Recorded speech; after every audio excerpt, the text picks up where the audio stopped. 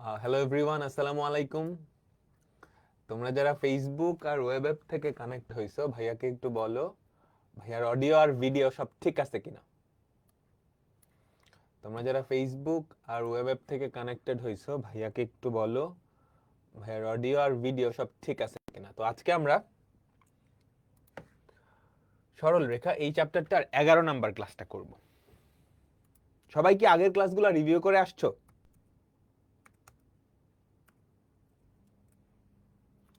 সবাই কি আগের ক্লাসগুলো রিভিউ করে আসছো?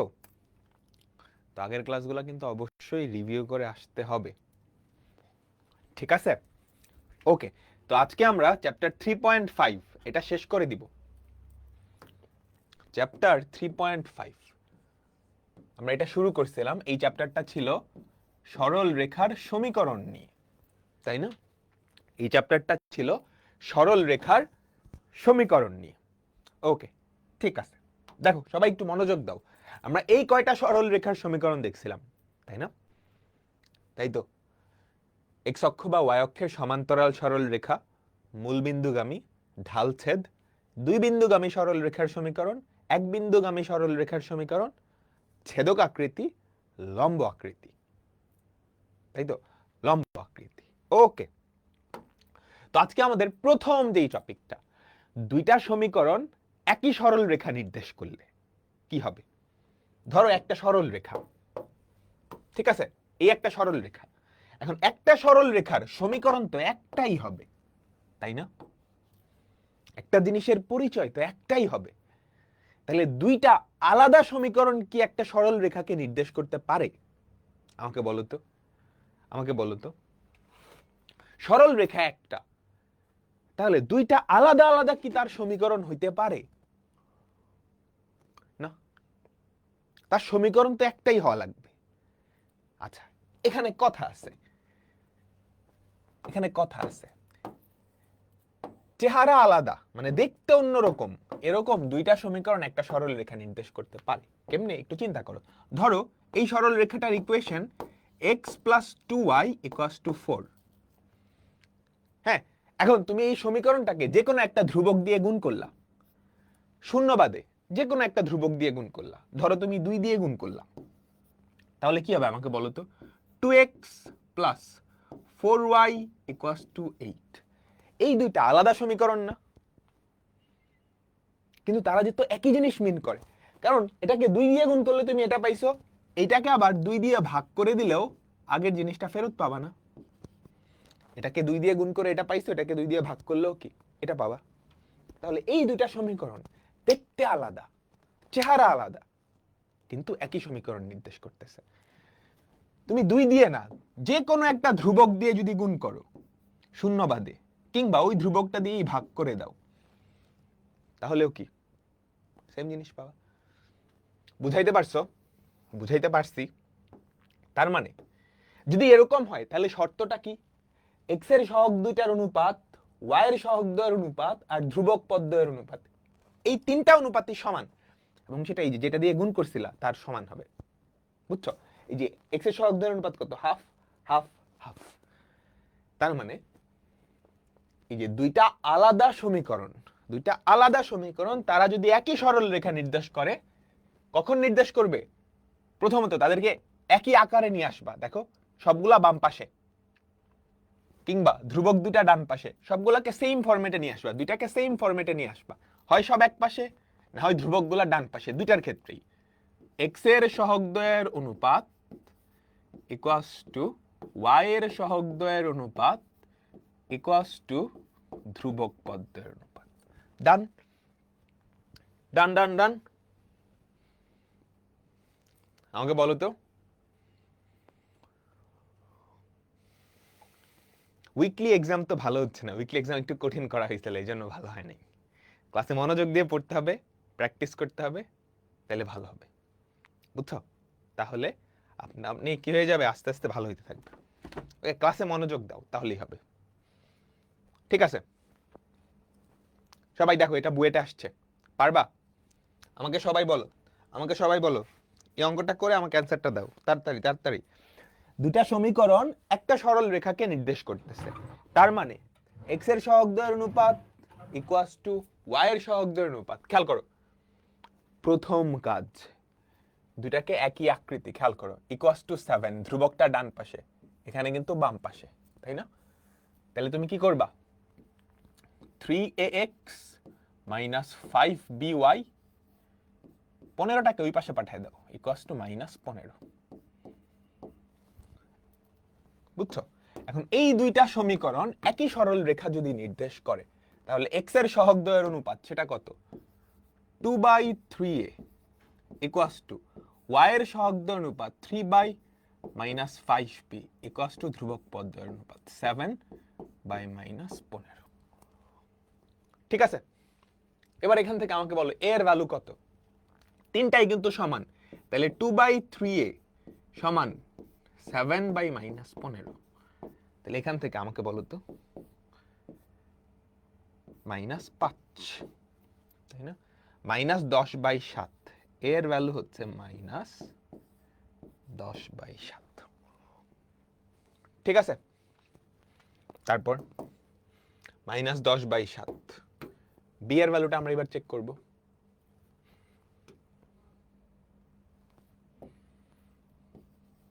(3/-5b equals to 7/-15) -5 আর 5 কাটা দিলে 3, তাহলে বি এর ভ্যালু হবে 3 তিরিক্কা 9। খেয়াল করো, এই যে এমনি 3 তিরিক্কা 9/7, বি ওই পাশে চলে যাবে, বি হবে 9/7, -10/7 আর কত 9/7। আমরা সবাই পারলাম, বুঝছি?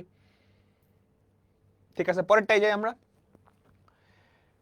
দেখো, এটা কিন্তু বেশ ইম্পর্টেন্ট একটা অঙ্ক, এটা কিন্তু বেশ ইম্পর্টেন্ট একটা অঙ্ক। দেখো, এটা কিন্তু লম্ব আকৃতি, এটা নরমাল আকৃতি। এই দুইটা সরল রেখা, দেখো দুইটা সমীকরণ একই সরল রেখা নির্দেশ করলে পি এর মান এ আর বি দিয়ে প্রকাশ করতে হবে, এ বি আর সি এর মাধ্যমে, এ বি আর সি এর মাধ্যমে প্রকাশ করতে হবে। কাহিনী বুঝছো? খেয়াল করো, আমাদের দুইটা সমীকরণ ax plus by equals to c, আর হচ্ছে x cos alpha plus y sin alpha equals to p. হ্যাঁ, এই একটা সমীকরণ, এই আরেকটা সমীকরণ। ঠিক আছে, এই দুইটা সমীকরণ যদি একই সরল রেখা নির্দেশ করে, তাহলে প্রশ্ন মতে আমাকে বলো তো, প্রশ্ন মতে a বাই cos আলফা সমান b বাই sin আলফা সমান c বাই পি, তাই না? সবাই সবাই সবাই মনোযোগ দাও। এখন আমাকে কি করা লাগবে? P K A B C এর মাধ্যমে প্রকাশ করতে হবে। পি কে, খেয়াল করো খেয়াল করো, P K A B C এর মাধ্যমে প্রকাশ করতে হবে। খেয়াল করো তো, এখানে কি আছে? পি আছে, এ বি সি আছে, তার মানে এই আলফাটারে ভ্যানিশ করতে হবে, তাই না? আলফাটারে ভ্যানিশ করতে হবে। আমি কি লিখতে পারি এখানে বলো তো? A by cos alpha equals to C by P. তাহলে বলো তো কজ আলফার ভ্যালু কত? কজ আলফার ভ্যালু কত? P A by C. এটা আমাদের 3 নাম্বার ইকুয়েশন। তুমি কজ আলফা পাইছো, সাইন আলফাও পেয়ে যাবা, দুটা বর্গ করে যোগ করে দিলেই তো কাজ শেষ, তাই না? আমাকে বলো আলফা সরানোর উপায় কি? আমরা পরামিতিক সমীকরণে দেখছিলাম। সিমিলার ভাবে B by sine alpha equals to C by P.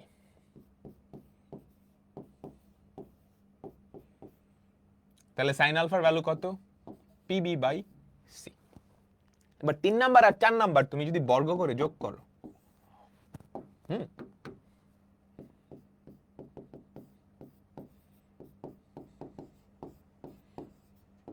তাহলে দেখো তো কি থাকে। cos স্কয়ার আলফা, আমার টার্গেট ছিল আলফাকে ভ্যানিশ করা, আমি কিন্তু আলফাকে ভ্যানিশ করে দিছি, plus sine square alpha equals to P square A square by C square, P square A square by C square plus P square B square by C square. এটার value 1 হয়, তো C square যদি গুণ করে দাও, তাহলে c square equals to p square common নিলে কি থাকে আমাকে বলো তো, a square plus b square. তারপর এখান থেকে পি স্কোয়ারের ভ্যালু কত আসে, c square by a square plus b square. Done. এখনো কিন্তু হয় নাই, তোমাকে পি এর মান এবিসি এর মাধ্যমে প্রকাশ করতে হবে। তাহলে দেখো p equals to plus minus c by root over of a square plus b square. Done. আমরা বুঝলাম? কি বুঝো নাই আমাকে বলো। এই যে দুটা সরল রেখা, দুটা সমীকরণ, তারা একই সরল রেখা নির্দেশ করে। তাহলে এক্স এর সহগ দ্বয়ের অনুপাত, খেয়াল করো, এক্স এর সহগ এ বাই কজ আলফা, তাই না? মনোযোগ মনোযোগ মনোযোগ। এক্স এর সহগ কত, এ কজ আলফা, ওয়াই এর সহগ কি, B sine alpha. A by cos alpha equals to B by sine alpha equals to C by P. এই তিনটাই সমান, তাই না? তাহলে এটা আর এটা সমান। তাহলে a by cos alpha equals to C by p. এখান থেকে তুমি কি লিখতে পারো, cos alpha equals to p A by c. আবার এই দুটাও তো সমান, তাই না? দেখো এই তিনটা থেকে আমাকে আলফা সরাইতে হবে, তাইলেই তো পি এ বি সির সম্পর্ক পাবো। আলফা কেমনে সরাবো, তুমি সাইন আর কজ আলফা দেখছো, তাহলে এইটা আর এইটা সমান, এন থেকে কজ আলফা নিয়ে আসছো, এইটা আর এটা সমান, এন থেকে সাইন আলফা আনছো, এটা বর্গ করে যোগ করে দিলেই আলফা ভ্যানিশ না? ডান ডান ডান, বলো। এটা এ না, এটা আলফা, এই যে এটা আলফা, এটা আলফা। ঠিক আছে, আমরা পরেরটাই যাই, আমরা পরের অঙ্কটাই যাই, মনোযোগ দিও। আমরা পরের অঙ্কটাই যাই, এটা বুয়েটে আসছে আর চুয়েটে আসছে। বলো, পারবা? পারবা পারবা? একটা সরল রেখা আর একটা সরল রেখা, মানে দুইটা সমীকরণ, সরল রেখা একটাই, দুইটা সমীকরণ, এই একটা সমীকরণ, এই একটা সমীকরণ, ঠিক আছে? এই দুইটা সমীকরণ একই সরল রেখাকে সূচিত করে। তাহলে এ আর পি এর মান বের করতে বলছে। এ আর পি না, আসলে এটা এই যে এ মানে এই যে এটা আলফাও বলতে পারো। আলফা আর পি এর মান বের করতে বলছে। আচ্ছা, তাহলে আমরা একটু লিখি। দুটা সরল রেখা, সবাই আমার সাথে সাথে, 3x plus root 3y plus 2 equals to 0, এইটা এক নাম্বার। তারপর x cos alpha plus y sin alpha minus p equals to 0, এটা হচ্ছে 2 নাম্বার। ক্লিয়ার?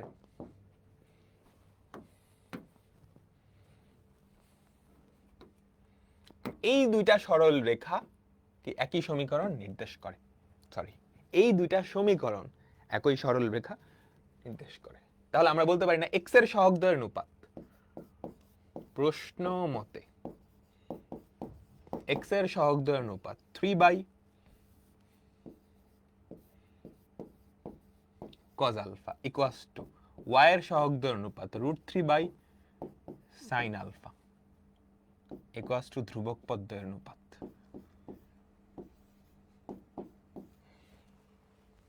তোমরা কি বুঝছো? সবাই কি বুঝছো? বলো বলো বলো, বুঝছো না? তাহলে এখান থেকে প্রথমত পি এর ভ্যালু যদি বের করতে চাও আলফাকে সরান লাগবে। পি এর ভ্যালু যদি বের করতে চাও আলফাকে সরান লাগবে। তাহলে আলফাকে কেমনে সরাবা? সাইন আলফা আনবা, কজ আলফা আনবা, বর্গ করে যোগ করে দিবা। ঠিক আছে? সাইন সি এ, সি এ না তো, সাইন আলফা, এই যে আমরা এটা আলফা বা এ চিন্তা করতেছি, আলফা। সি কই থেকে পাইছো?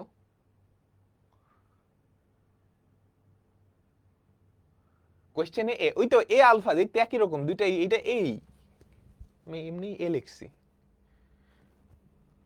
ও সি, এই সি বলতে কিছু নাই, এই সিটা টাইপিং মিস্টেক, বুঝছো?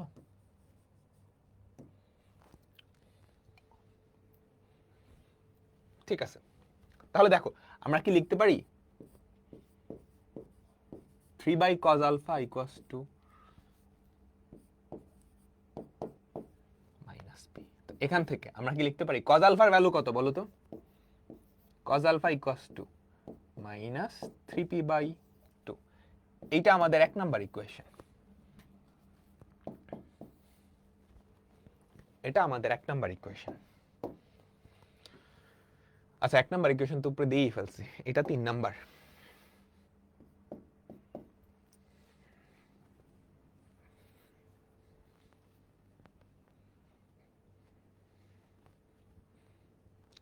ঠিক আছে, ওকে। তারপর √3/sin alpha equals two 2/-p। ওকে, তারপর এখান থেকে আমাকে বলো তো sin আলফার ভ্যালু কি হবে? এই যে আর গুণন sin আলফা ওইদিকে চলে যাবে, মাইনাস √3p/2, মাইনাস √3p/2। এটা হচ্ছে আমাদের 4 নাম্বার ইকুয়েশন। এটা হচ্ছে আমাদের 4 নাম্বার ইকুয়েশন। সবাই কি ক্লিয়ার? আমাকে বলো তো। এখন এখান থেকে আলফা আর পি এর ভ্যালু কেমনে বের করবা? মানে এ আর পি এর ভ্যালু কেমনে বের করবা? এ আর পি এর ভ্যালু কেমনে বের করবা? ফার্স্টে পি এর ভ্যালু কেমনে বের করতে হয় বলো তো? 3 নাম্বার আর 4 নাম্বার তুমি যদি বর্গ করে যোগ করে দাও তাহলে কি হয়? লেফট সাইডে থাকে sin square alpha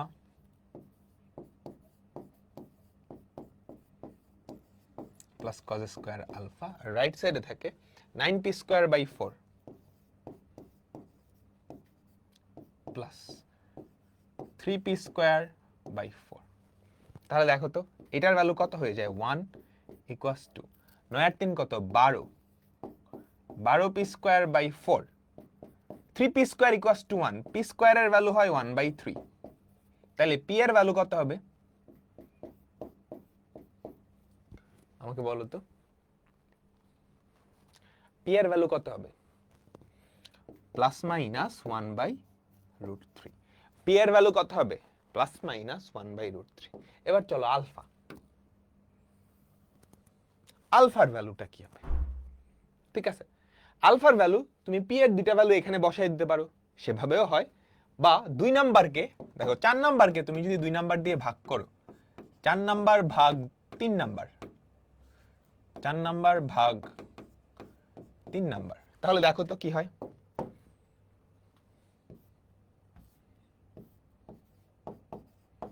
sin alpha by cos alpha equals to minus √3p/2 by minus 3p/2। তো তুমি যদি ভাগ করো ইকুয়ালস টু পিপি কাটা মাইনাস মাইনাস কাটা 1/√3 হয়। ক্লিয়ার? তো tan আলফার ভ্যালু 1/√3, তাহলে আলফার ভ্যালু কত হবে?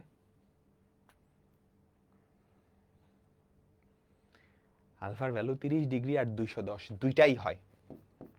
tan আলফা পজিটিভ কিন্তু কোথায় কোথায় আমাকে বলো?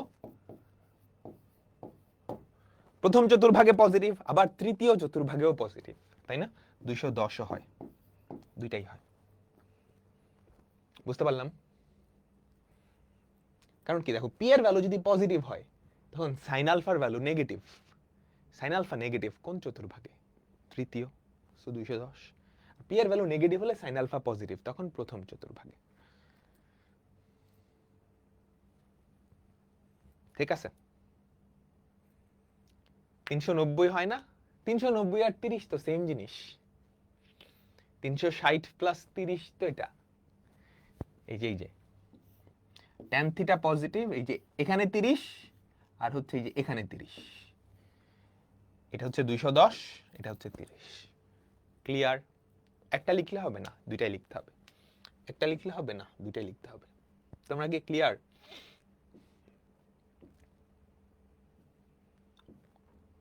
সবাই?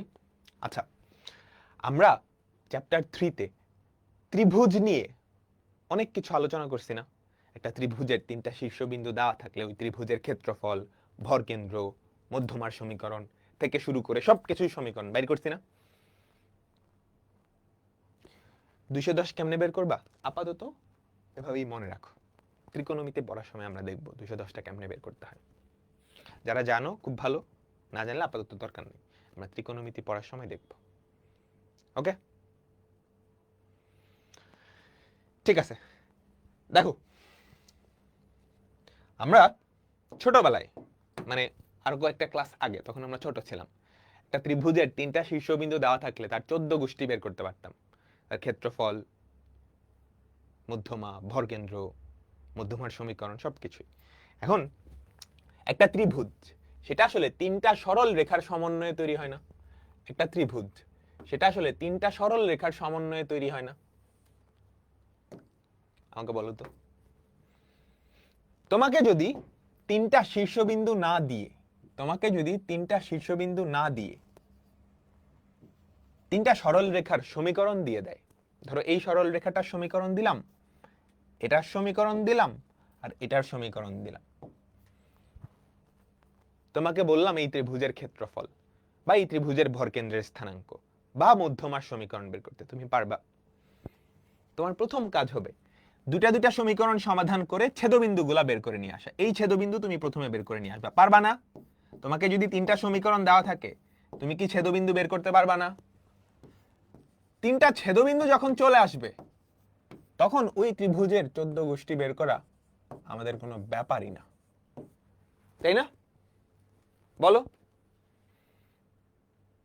বলো বলো। সো একটা ত্রিভুজের 3টা শীর্ষবিন্দু না দিয়ে যদি তার 3টা বাহুর সমীকরণও দিয়ে দেয়, 3টা সরল রেখার সমীকরণ, সেখান থেকে দুইটা সমাধান করে আমি কি 3টা শীর্ষবিন্দু নিয়ে আসতে পারবো। ভাইয়া, মধ্যমার সমীকরণ কিভাবে বের করবো আপনি একটু দেখায় দেন। এই দেখাইছি না, এই দুইটা বাহুর মধ্যবিন্দু স্থানাঙ্ক বের করবা, এই চ্যাপ্টারেই তো দেখাইছি। মধ্যবিন্দু স্থানাঙ্ক বের করতে পারো? তারপর এইটা আর এটা যোগ করে দিলেই তো মধ্যমা পাও। দুই বিন্দুগামী রেখার সমীকরণ। ক্লিয়ার? ওকে, ঠিক আছে। দেখো, 3টা সরল রেখা, এই রেখাত্রয় দ্বারা গঠিত ত্রিভুজের 3টা কোণ কত হবে? আমরা সবাই রেখা 3টা আঁকি, এটা সুন্দর করে আঁকবা। দেখো, x plus y equals to 0, এই সরল রেখাটা y equals to minus x না? x minus y equals to 0, এই সরল রেখাটা y equals to x R x equals to 7। 3টা সরল রেখা। প্রথমত চিন্তা করো, y equals to x, এটা কেমন সরল রেখা? মূলবিন্দুগামী একটা সরল রেখা যার ঢাল হচ্ছে 45, মানে ঢাল হচ্ছে 1, x অক্ষের সাথে 45 ডিগ্রি কোণ তৈরি করে, তাই না? বলো বলো বলো। এই যে এই সরল রেখাটা y equals to x, মূলবিন্দুগামী এবং ঢাল হচ্ছে 1, তারপর y equals to minus x, এটা মূলবিন্দুগামী এবং এটার ঢাল কত আমাকে বলো তো? এটা মূলবিন্দুগামী এবং তার ঢাল -1, তাহলে x অক্ষের ধনাত্মক দিকের সাথে 135 ডিগ্রি কোণ তৈরি করবে। x অক্ষের ধনাত্মক দিকের সাথে 135 ডিগ্রি কোণ তৈরি করবে। ক্লিয়ার?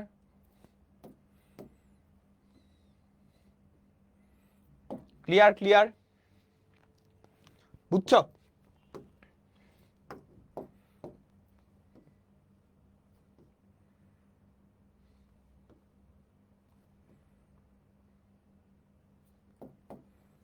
আচ্ছা, আর x equals to 7, সেটা কেমন দেখতে আমাকে বলো তো? x equals to 7, এটা না? আমাকে বলবা এই যে ত্রিভুজটা, তার 3টা কোণ কত?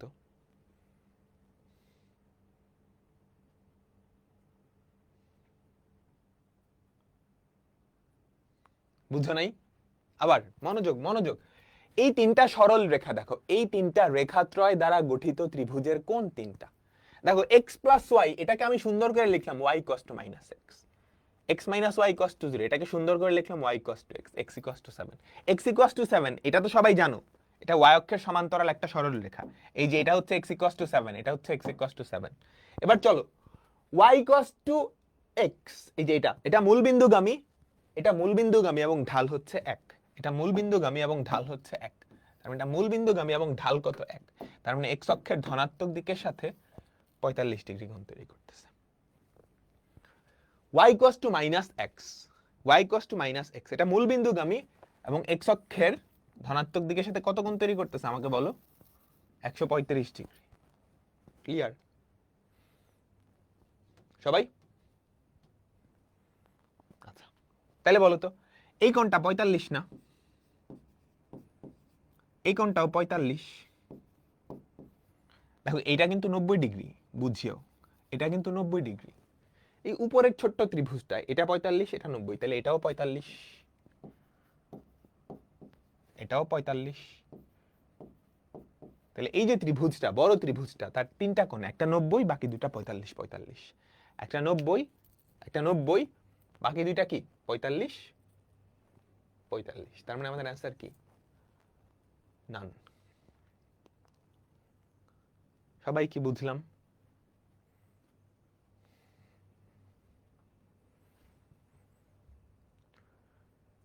বলো এই সরল রেখার সমীকরণ এগুলা থেকে তুমি যদি চিত্র না আঁকাইতে পারো তাহলে কিন্তু তোমার ক্লাসে তো মনোযোগ দিতে হবে। 45 কিভাবে একজন জিজ্ঞেস করতেছ? দেখো এটা ঢাল 1, তাহলে এক্স অক্ষের ধনাত্মক দিকের সাথে 45 ডিগ্রি কোণ তৈরি করবে না? এটা 90, এই তিনটার যোগফল 180, তাহলে এটা 45, এটাও 45 হইতে হবে, 45 45 90 আর 90 180। সিমিলার ভাবে এই যে এইটা, তার ঢাল -1, তার মানে এক্স অক্ষের ধনাত্মক দিকের সাথে 135 ডিগ্রি কোণ তৈরি করবে, এটা 135, তার মানে এই কোণটা 45, এটা যদি 45 হয় বিপ্রতীপ হিসেবে এটাও 45, এটা 90, তাহলে এটা 45, এটা 45, এটা 90, তিনটা মিলে 180। ক্লিয়ার? ঢাল 1 বুঝো নাই? তুমি কোন ক্লাস থেকে চলে আসছো বলো তো? এই সরল রেখাটার ঢাল কত? y equals two mx, m এর ভ্যালু 1,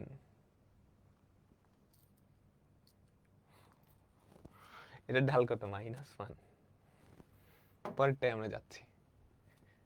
দেখো সবাই পুরোপুরি মনোযোগ দিবা, পুরোপুরি মনোযোগ দিবা। আমরা চিত্রটা আঁকাই, চিত্রটা আঁকাই। দুইটা সরল রেখা, দুইটা একটু খেয়াল করো, মনোযোগ, দুইটা মূল বিন্দুগামী সরল রেখা না? তিনটা সরল রেখা দেওয়া আছে, এই ত্রিভুজটার ক্ষেত্রফল চাইছে। তিনটা সরল রেখা দেওয়া আছে, এই ত্রিভুজটার ক্ষেত্রফল চাইছে। y equals to 4x, y equals to 8x, y equals to 2। y equals to 4x, y equals to 8x, y equals to 2। রেখাত্রয় দ্বারা গঠিত ত্রিভুজের ক্ষেত্রফল, রেখাত্রয় দ্বারা গঠিত ত্রিভুজের ক্ষেত্রফল। ক্লিয়ার? এসইউ মানে হচ্ছে স্কয়ার ইউনিট, বর্গ একক, স্কয়ার ইউনিট বা বর্গ একক, বর্গ একক। আচ্ছা প্রথমত আমরা দেখি y ইকুয়ালস টু 2, এই রেখাটা কেমন আমাকে বলো তো? y ইকুয়ালস টু 2, এই রেখাটা এরকম না? এক্স অক্ষের সমান্তরাল, যার উপরস্থ প্রত্যেকটা বিন্দুর কোটি 2, যার উপরস্থ প্রত্যেকটা বিন্দুর কোটি 2। ঠিক আছে?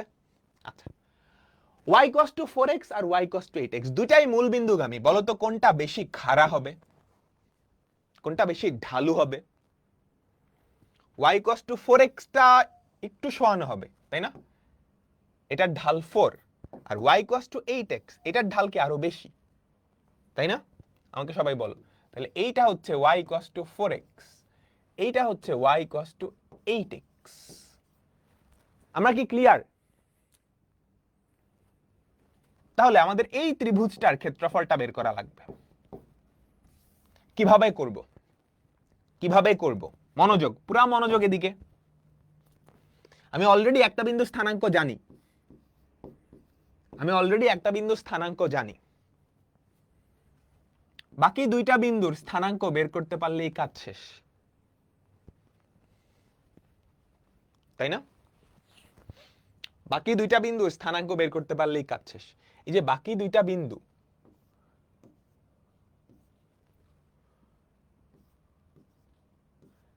তাদের কোটি কিন্তু আমি অলরেডি জানি, জানি না? এই বিন্দু আর এই বিন্দু, তাদের কোটি কি আমি অলরেডি জানি। তারা কিন্তু y cos to 2 রেখার উপরে, তাহলে তাদের দুইজনেরই কোটি হচ্ছে 2। এখন এই যে এই বিন্দুটা, সেটা এই সমীকরণকে সিদ্ধ করবে, আমাকে বলো। এই যে এই বিন্দুটা, সেটা এই সমীকরণকে সিদ্ধ করবে, তাহলে এই বিন্দুর কোটি হচ্ছে 2, মানে y এর ভ্যালু 2, তাহলে x এর ভ্যালু কত হবে? y এর ভ্যালু 2 বসাও, x এর ভ্যালু কত হয় বলো তো?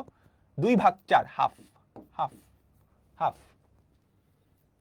সিমিলার ভাবে এই বিন্দুটা এই রেখার উপরেও, তাহলে এটার কোটি 2 বসাও, তাহলে x এর ভ্যালু কত হবে? 1/4। এখন ভুল করে করো না ভুল, ওই ফর্মুলা অ্যাপ্লাই করতে পারবা? একটা শীর্ষবিন্দু এখানে, পারবা না? আমাকে বলো পারবা? আরেকটা খুব সুন্দরভাবে করা যায়, এই যে ত্রিভুজটা, এই ত্রিভুজের হাফ ইন্টু ভূমি ইন্টু উচ্চতা না, এটা যদি ভূমি চিন্তা করো, এটা উচ্চতা। এই যে এই ত্রিভুজ ভূমি উচ্চতা, কাহিনী বুঝছো? হাফ ইন্টু ভূমি ইন্টু উচ্চতা দিয়েও করা যায়, হাফ ইন্টু ভূমি। এই যে এই দৈর্ঘ্যটা কত বলতে পারবা? হাফ থেকে 1/4 বাদ দিলে যেটা হয়, হাফ থেকে 1/4 বাদ দিলে যেটা হয়, তাই না? হাফ মাইনাস 1/4, এটা কি? ভূমি।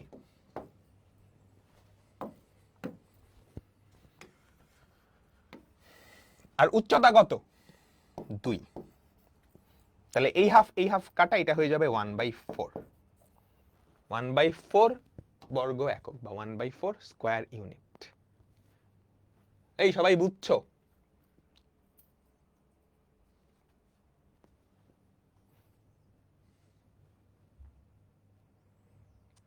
বুঝছো?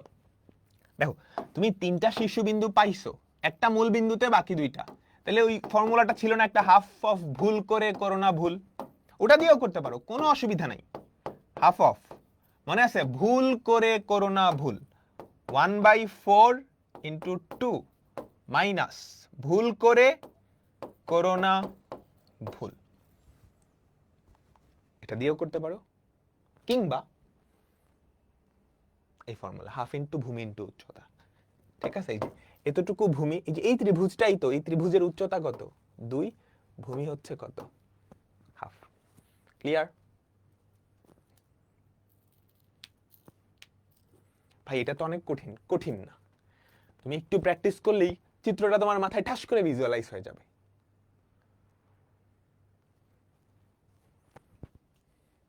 ঠিক আছে, ডান ডান ডান ডান। একদম সিমিলার একটা জিনিস, আগেরটায় ভ্যালু দেওয়া ছিল y cos to 4x, y cos to 8x, y cos to 2, এবার কোনো ভ্যালু দেওয়া নেই, x equals to a, y cos to a, y cos to mx, value দেওয়া নাই, ভ্যালুর বদলে a b mx এগুলা দেওয়া আছে, এই 3টা রেখা যেই ত্রিভুজ তৈরি করে তার ক্ষেত্রফল, এই 3টা রেখা যেই ত্রিভুজ তৈরি করে তার ক্ষেত্রফল। তো আমরা ফার্স্টে একটা চিত্র আঁকাবো, এই 3টা রেখা যেই ত্রিভুজ তৈরি করে তার ক্ষেত্রফল।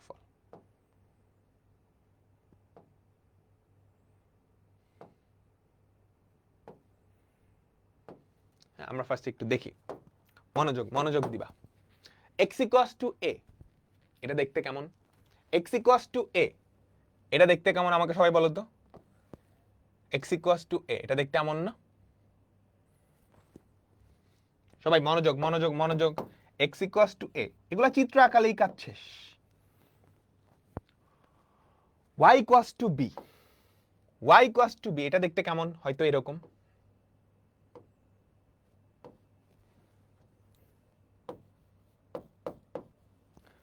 y equals to mx, সেটা মূল বিন্দুগামী একটা রেখা, সেটা দেখতে হয়তো এরকম।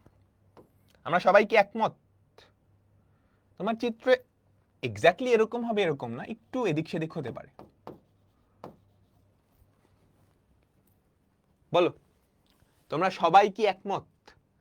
আমাদের ত্রিভুজটা হচ্ছে এই পুচকি ত্রিভুজটা, এটার ক্ষেত্রফল আমাকে বের করা লাগবে। কিভাবে? মূল বিন্দুগামী। এই যে y cos to mx, এটা মূল বিন্দুগামী রেখার সমীকরণ না? ক্লাস 9 শিখে আসছো। x equals to a, y equals to b, y equals to mx. y equals to mx মূল বিন্দুগামী হয়।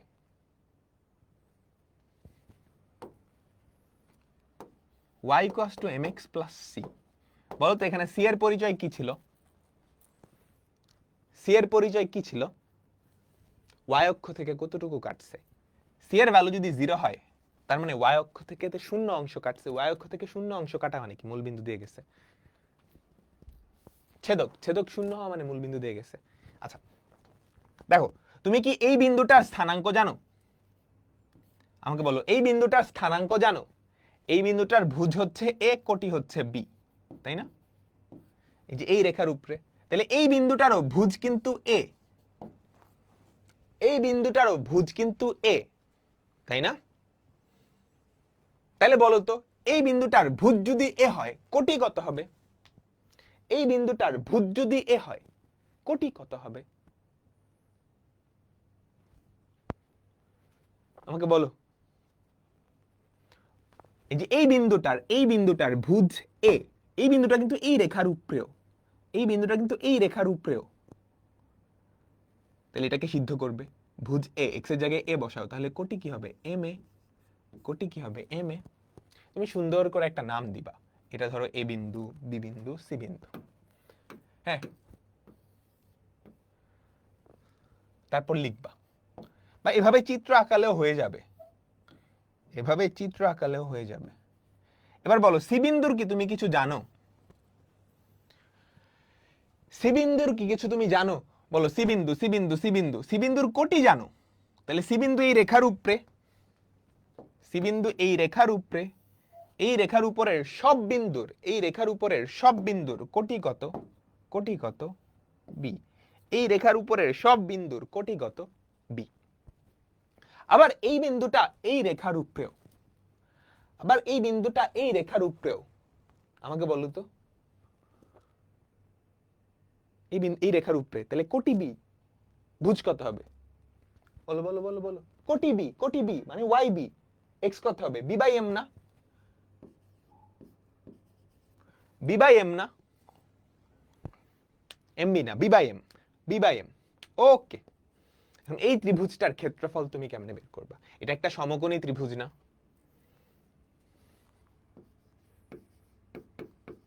এই সমকোণী ত্রিভুজে তুমি আমাকে বলতে পারবা বিসি বাহুটার দৈর্ঘ্য কত? মানে ভূমিটার দৈর্ঘ্য কত? ভূমিটার দৈর্ঘ্য কত? বিসি, বিসি দুটার কোটি সেম, তাহলে ভুজদ্বয়ের অন্তরের পরম মান না?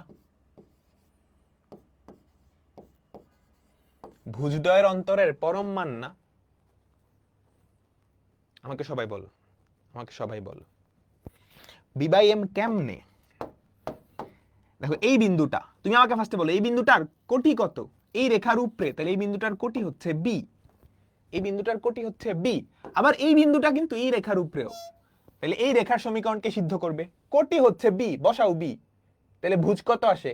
এক্স এর ভ্যালু কত? বি ভাগ এম, বি ভাগ এম। হ্যাঁ, এখন এই ত্রিভুজের ক্ষেত্রফল লাগবে, এই ত্রিভুজের লম্ব আর ভূমি হইলেই হয়। ভূমির দৈর্ঘ্য কত? দুটার কোটি সেম, কোটি সেম হলে দৈর্ঘ্য কি হয়? ভুজদ্বয়ের অন্তরের পরম মান, ভুজদ্বয়ের অন্তরের পরম মান, পরম মান নিতে হবে কিন্তু। সেম ভাবে লম্বটা কি হবে আমাকে বলো তো? এবি, এই দুইটা বিন্দুর ভুজ সেম, তাহলে কোটিদ্বয়ের অন্তরের পরম মান, কোটিদ্বয়ের অন্তর, কোটিদ্বয়ের অন্তরের, কোটিদ্বয়ের অন্তরের, কোটিদ্বয়ের অন্তরের পরম মান। সুতরাং ত্রিভুজ এবিসি এর ক্ষেত্রফল, ত্রিভুজ এবিসি এর ক্ষেত্রফল half into BC into A B, তাহলে কত হবে বলো তো? Half into modulus of A minus B by M into M A minus B. ঠিক আছে, তাহলে খেয়াল করো তো, হাফ, মনোযোগ দিতে হবে, মনোযোগ দিতে হবে। তুমি যদি এম লসাগু নাও, এ এম মাইনাস বি, দুইটা মডুলাস একসাথে কম্বাইন করে ফেলা যায়, এটা মডুলাসের প্রপার্টি। মডুলাস অফ এ আর মডুলাস অফ বি যদি গুণ করো, দুইটাই তো পজিটিভ, একবারে গুণ করে মডুলাস করে দিলেই হয়, একবারে গুণ করে মডুলাস করে দিলেই হয়। ঠিক আছে, তাহলে মডুলাসটার ভেতরে নিয়ে আসলা, M A minus B modulus, half খেয়াল করো, হাফ, হাফ তো ধনাত্মক, যে কোনো ধনাত্মক জিনিসকে মডুলাসের ভেতরে নেওয়া যায়?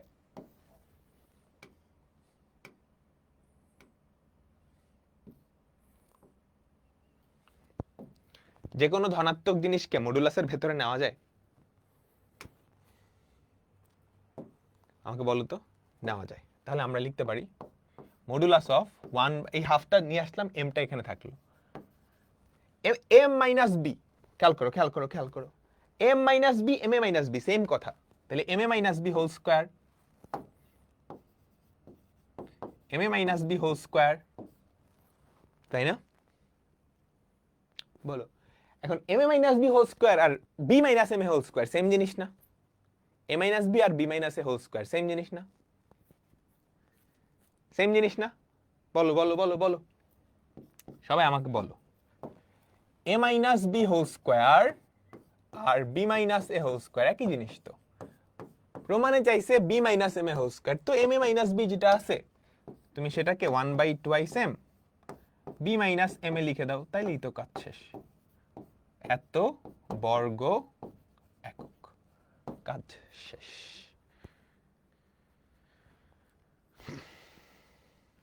এগুলো কত আসে না, এগুলো 4 নাম্বারের জন্য আসে, এগুলো 4 নাম্বারের জন্য আসে। ব্যাপারটা তুমি জাস্ট চিত্র আঁকায় ভিজুয়ালাইজ করতে পারলেই কাজ শেষ। দেখো 3টা সরল রেখা দেওয়া আছে, একটা সরল রেখা হচ্ছে x = a, সেটা হচ্ছে এইটা, এটার উপরে সবার ভুজ হচ্ছে a, আরেকটা হচ্ছে y = b, এটার উপরে সবার কোটি হচ্ছে b, আরেকটা হচ্ছে y = mx, মূল বিন্দুগামী একটা সরল রেখা। ওকে, এই 3টা দিয়ে যেই ত্রিভুজটা, এটার ক্ষেত্রফল, এটা একটা সমকোণী ত্রিভুজ, তাহলে লম্ব আর ভূমির দৈর্ঘ্য বাইর করতে পারলেই হবে। এটার জন্য আগে আমি কি স্থানাঙ্কগুলো বাইর করি। এই বিন্দুর স্থানাঙ্ক সবাই বুঝছো, এটার উপরে সবার কোটি বি, এটার উপরে সবার ভুজ এ, তাহলে এটার স্থানাঙ্ক কি a, বি। এবার এই বিন্দু, এটার ভুজ এ, এটার ভুজও কত এ, এটার কোটি কি হবে? এটা আবার এই রেখার উপরে অবস্থিত, তাই না? ভুজ কত এ, বসাও এক্স এর জায়গায়, তাহলে কোটি কত হবে এম এ। সিমিলার ভাবে এটাও, এটাও প্রযোজ্য, সিমিলার ভাবে এটাও প্রযোজ্য। ক্লিয়ার? তোমরা সবাই কি ক্লিয়ার?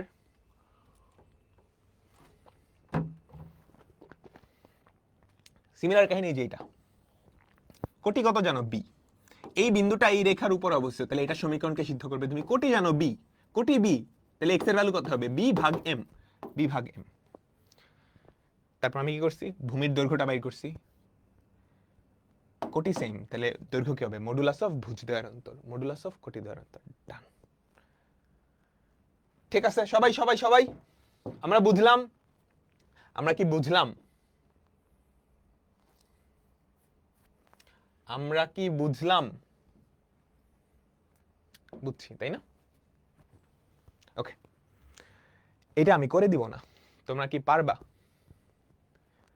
3টা সরল রেখার সমীকরণ দেওয়া আছে, এই 3টা সরল রেখা দ্বারা গঠিত ত্রিভুজের ক্ষেত্রফল তুমি পারবা?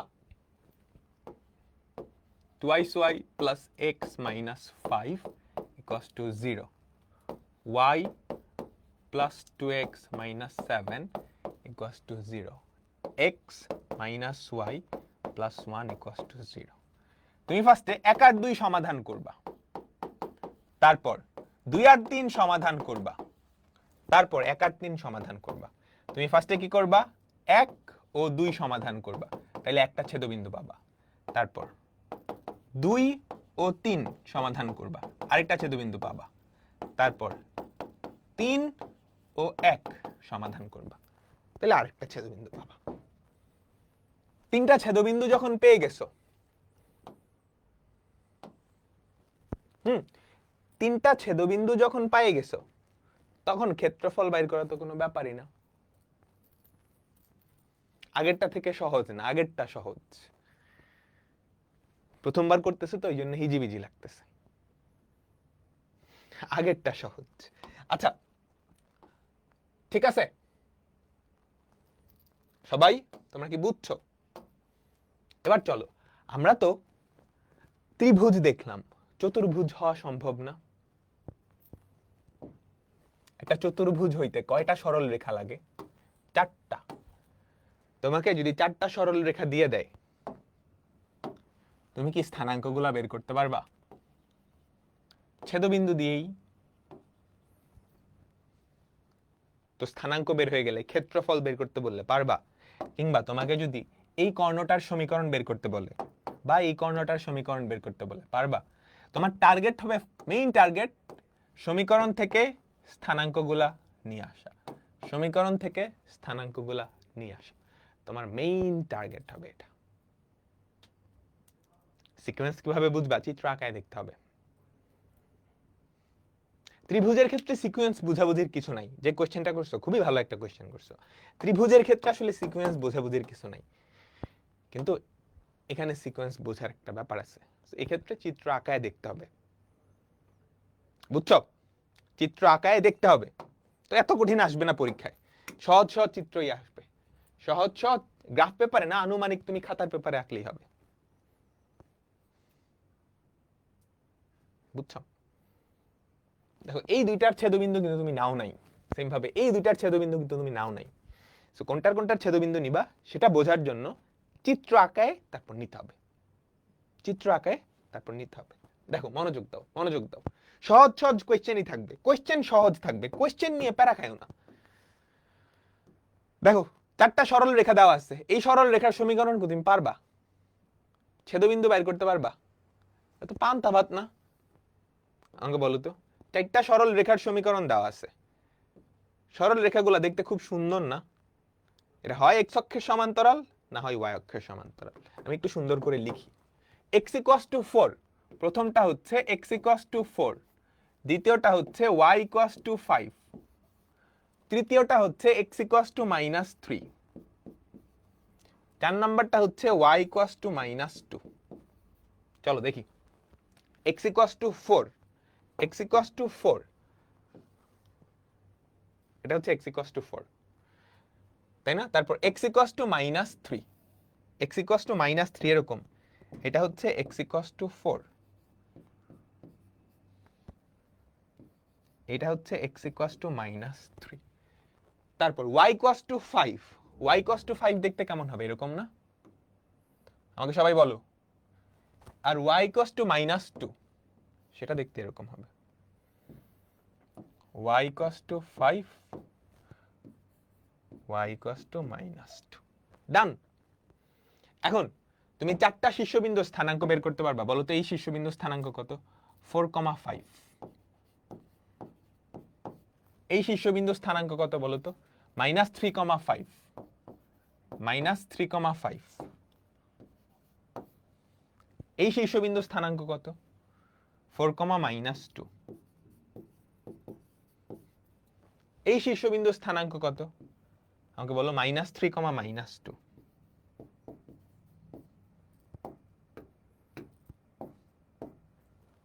এখন কি চাইছে? এই স্থানাঙ্ক বের করো তো, বুঝছো? দেখো এটা এই রেখার উপরে, এই রেখার উপরে সবগুলার ভুজ 4, এই যে ভুজ 4, ভুজ 4। এই রেখার উপরে সবগুলার ভুজ -3, -3, -3। এই রেখার উপরে সবার কোটি 5, 5, 5, সবার কোটি -2, -2, -2। এখন চাইছে হচ্ছে কর্ণ দুইটার সমীকরণ। তাহলে এই কর্ণের সমীকরণ পারবা? দুই বিন্দুগামী রেখার সমীকরণ। এই কর্ণের সমীকরণ পারবা? দুই বিন্দুগামী রেখার সমীকরণ। বাকিটা HW পারবা না? বাকিটা HW।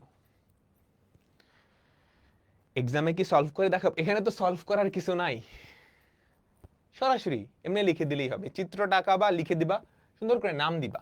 ধরো এ বি সি ডি, তারপর লিখবা এসি কর্ণের সমীকরণ, বিডি কর্ণের সমীকরণ, ডান ডান ডান ডান। পরেরটাই যাই, পরেরটাই যাই। বলো পারবা? একদম সিমিলার। দেখো ঢাকা ইউনিভার্সিটিতে আসছে। এই রেখাগুলি দ্বারা উৎপন্ন আয়তের কর্ণদ্বয়ের সমীকরণ। কত সুন্দর সুন্দর সরল রেখা। x = 3, x = 5, y = 3, y = 6। তো এটা আমি হোমওয়ার্ক দিয়ে দিচ্ছি, এটা আমি হোমওয়ার্ক দিয়ে দিচ্ছি। ওকে, জান? ওকে, এইটা বেশ মজার একটা অঙ্ক, এইটা বেশ মজার একটা অঙ্ক। দেখি কয়জন পারো আসলে, কয়জন পারো আসলে। কোশ্চেনটা পড়ো, কোশ্চেনটা পড়ো। ও এ বিসি একটা সামান্তরিক, ও হচ্ছে মূলবিন্দু, ও এ এক্স অক্ষ বরাবর অবস্থিত। ওসি রেখার সমীকরণ হচ্ছে এটা। ও মূলবিন্দু তুমি কেমনে বুঝছো বলো তো। ওসি রেখার সমীকরণ হচ্ছে y = 2x। বি বিন্দু স্থানাঙ্ক দেওয়া আছে, এ আর সি বিন্দু স্থানাঙ্ক এবং এসি কোঅর্ডিনেট সমীকরণ বের করো। এবার আমাকে বলো, ও কি মূলবিন্দু হলে কেন? ও কি মূলবিন্দু? ও কি মূলবিন্দু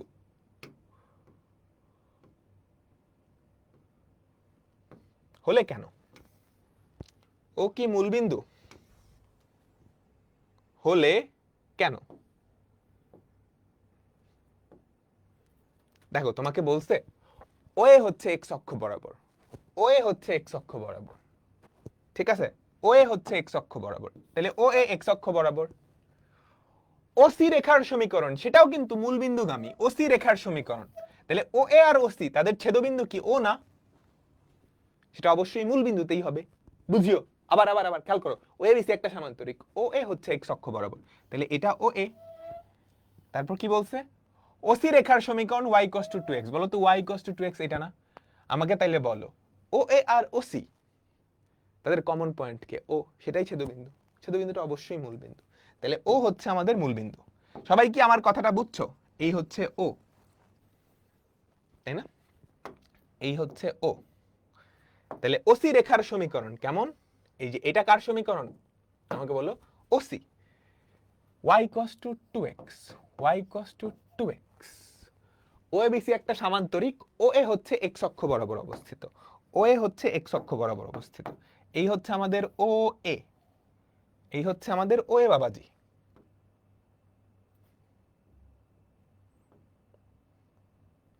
বুঝছো?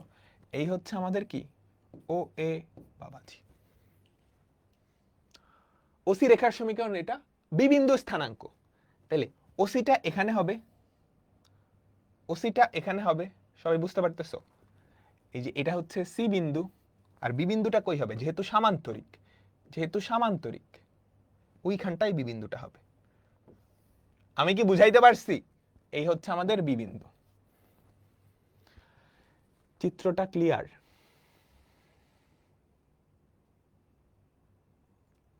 চিত্রটা ক্লিয়ার? বি বিন্দু স্থানাঙ্ক 4,2, বি বিন্দু স্থানাঙ্ক 4,2। যেহেতু সামান্তরিক, ও এ আর বিসি সমান্তরাল না, যেহেতু সামান্তরিক ও এ আর বিসি সমান্তরাল, তাই তো? তাহলে বিসিটা কি এক্স অক্ষের সমান্তরাল। তাহলে এই বিন্দুর অর্থাৎ সি বিন্দুর, সি বিন্দুর কোটি কত? 2 না?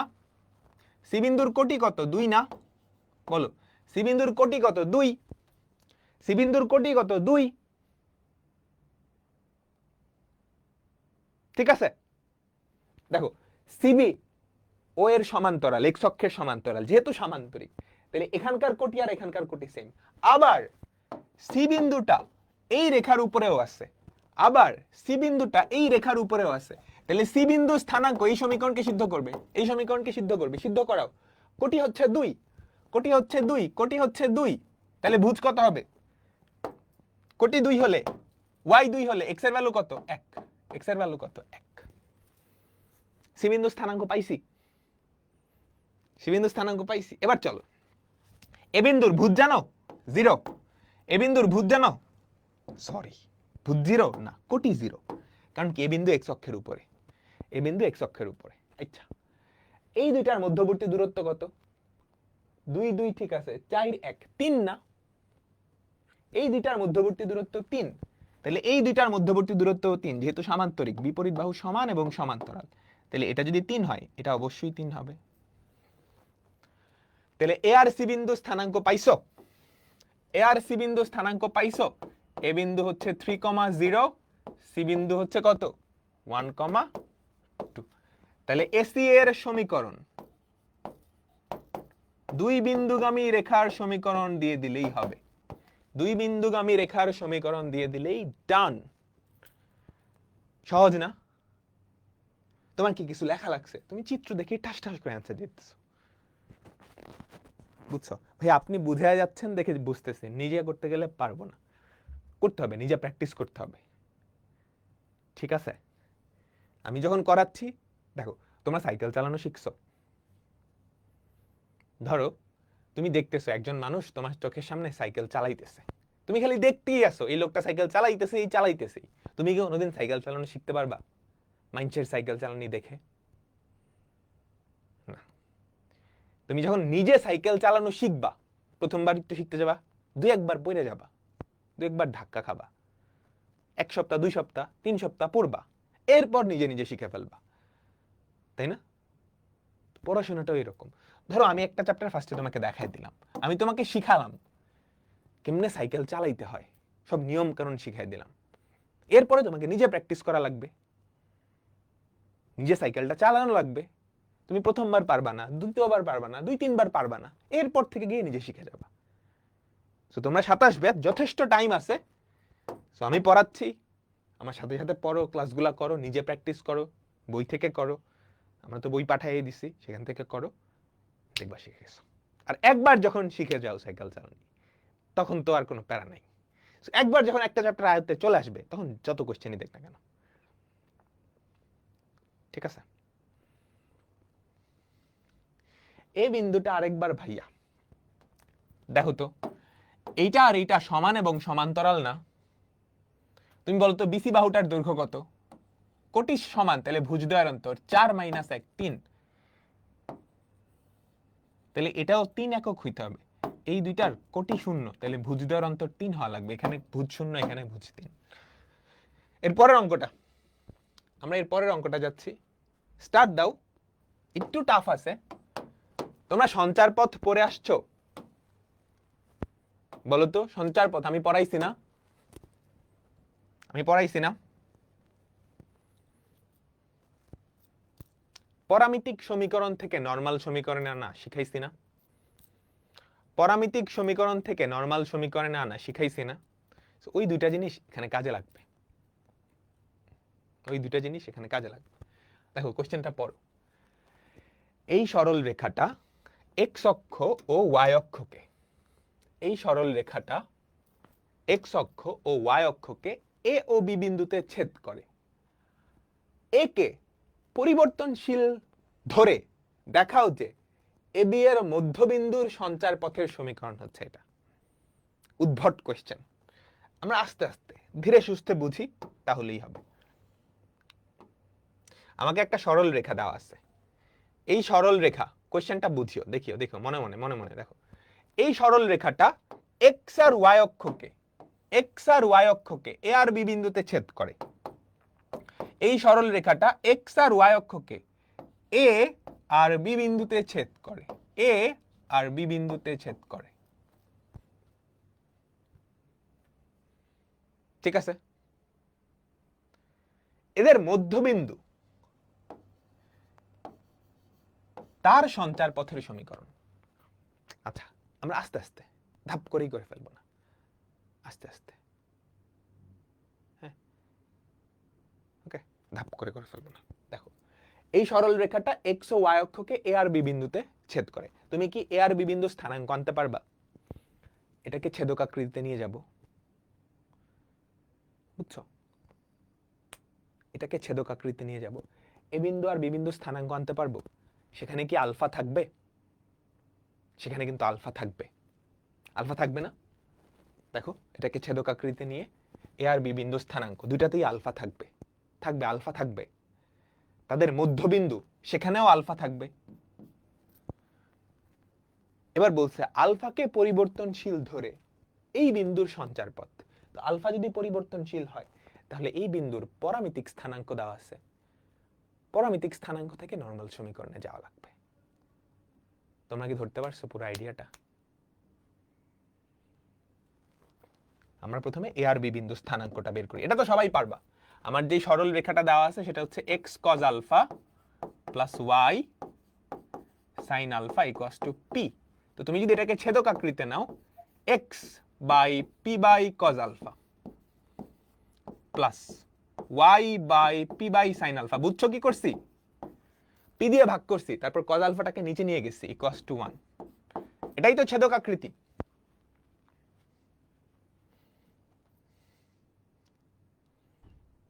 কোশ্চেনটা আবার পড়ো,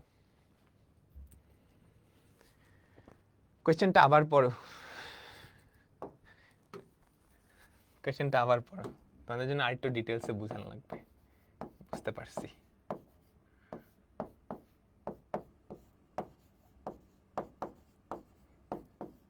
কোয়েশ্চেনটা পড়ো। এই সরল রেখাটা দুই ধাপে, অঙ্কটা আসলে দুইটা অঙ্ক জোড়া লাগাইছে, এই জন্য প্যাচ লাগতেছে, প্যাচ লাগতেছে। মনোযোগ মনোযোগ মনোযোগ দিবা, বোর্ডের দিকে তাকাও, তুমি বুঝতে পারবা। এই সরল রেখাটা এক্স আর ওয়াই অক্ষকে এ আর বি বিন্দুতে ছেদ করছে। তুমি ছেদক আকৃতিতে নিয়ে এ আর বি বিন্দু বের করতে পারবা, স্থানাঙ্ক। আচ্ছা, আমাকে এই কথাটা বলো তো, এর স্থানাঙ্ক বা বি এর স্থানাঙ্ক দুটাতেই আলফা থাকবে না ভুজ বা কোটিতে? কোথাও তো আলফা থাকবে। আলফা বা এ, এই যে এ, আলফাকে পরিবর্তনশীল ধরে, আচ্ছা এ আর বির স্থানাঙ্ক বের করলা, তুমি কি মধ্যবিন্দুর স্থানাঙ্কটা বের করতে পারবা না? এই মধ্যবিন্দুর স্থানাঙ্কেও আলফা থাকবে, ভুজদ্বয়ের যোগফল ভাগ 2, কোটিদ্বয়ের যোগফল ভাগ 2। তাহলে এখানে মধ্যবিন্দুর ভুজ অর্থাৎ এক্স এর ভ্যালুতেও থাকবে, ওয়াই এর ভ্যালুতেও থাকবে। তার মানে অ্যাকচুয়ালি তোমাকে কি বলছে বলো তো, আলফাকে পরিবর্তনশীল ধরে এই যে পরামিতিক স্থানাঙ্কটা, আলফা পরিবর্তনশীল হলে পরামিতিক স্থানাঙ্ক না, সেটাকে সঞ্চার পথের সমীকরণে নিয়ে আসতে হবে। আচ্ছা করি, তারপর বুঝতে পারবা। দেখো তো, এবার কজ আলফাটাকে তুমি যদি নিচে নিয়ে যাও, তাহলে x by p by cos alpha, x by p by cos alpha plus y by p by sine alpha equals to 1। তাহলে আমাকে বলো তো এ বিন্দু স্থানাঙ্ক কত? P by cos alpha comma 0। B বিন্দু স্থানাঙ্ক কত আমাকে বলো তো? 0 comma p by sine alpha. দেখছো, এ বিন্দু স্থানাঙ্ক আর বি বিন্দু স্থানাঙ্ক দুটাতেই আলফা আসছে, দুটাতেই আলফা আসছে। আমার কার সঞ্চার পথের সমীকরণটা লাগবে? আমার কার সঞ্চার পথের সমীকরণটা লাগবে? মধ্যবিন্দুর, মধ্যবিন্দুর। তাহলে মধ্যবিন্দু স্থানাঙ্কটা আমাকে বলো তো, আমাকে সবাই বলো, মধ্যবিন্দু স্থানাঙ্কটা বলো। মধ্যবিন্দু বা এম কি হবে? ভুজ দুটার যোগফল ভাগ 2। তাহলে পি বাই 2 কজ আলফা না, আর এটা পি বাই 2 সাইন আলফা। এটাই তো মধ্যবিন্দু স্থানাঙ্ক, বলো। আমি আলফা লিখতেছি, আলফা আসলে এ বা আলফাই চিন্তা করতে পারো, তাই না? তাহলে এই স্থানাঙ্কতে আলফাটা পরিবর্তনশীল। দেখো, আলফাকে পরিবর্তনশীল ধরে মধ্যবিন্দু সঞ্চারপথ, তাহলে এটা একটা পরামিতিক সমীকরণ না? আমাকে বলো, এইটা একটা পরামিতিক সমীকরণ না? আমাকে সবাই বলো তো, আমাকে সবাই বলো, আমাকে সবাই বলো, x equals to p by 2 cos alpha, y equals to p by 2 sin alpha. Okay, ঠিক আছে, ঠিক আছে। পরামিতিক সমীকরণ কিভাবে বুঝবে? এই যে আলফাকে পরিবর্তনশীল ধরে, তোমরা এরকম অঙ্ক করছো না পরামিতিক স্থানাঙ্ক, তখন x ইকুয়ালস টু কিছু একটা দেওয়া থাকতো, y ইকুয়ালস টু কিছু একটা দেওয়া থাকতো, ওটা না দিয়ে ভুজ কোটি দেওয়া আছে, ভুজ মানেই তো x, কোটি মানেই তো y। তাহলে দেখো তো, এখান থেকে কজ আলফাটাকে এই পাশে নিয়ে আসো, বুঝছো? তাহলে কজ আলফা সমান পি বাই 2x। আচ্ছা, আলফাকে পরিবর্তনশীল ধরে এটা, তাহলে এই পরামিতিক স্থানাঙ্ক থেকে, এই পরামিতিক স্থানাঙ্ক থেকে আমাকে বলো তো সমীকরণ কেমনে আনবা?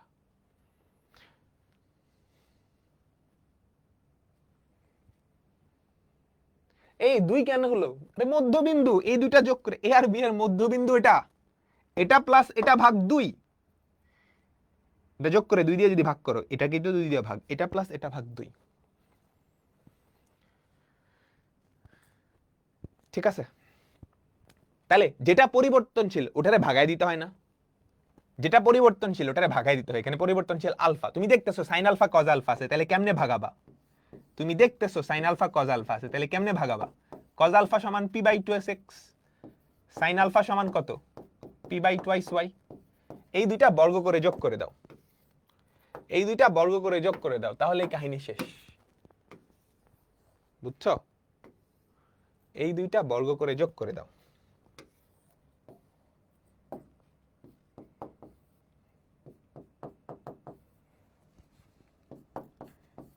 ঠিক আছে, 1 square plus 2 square equals two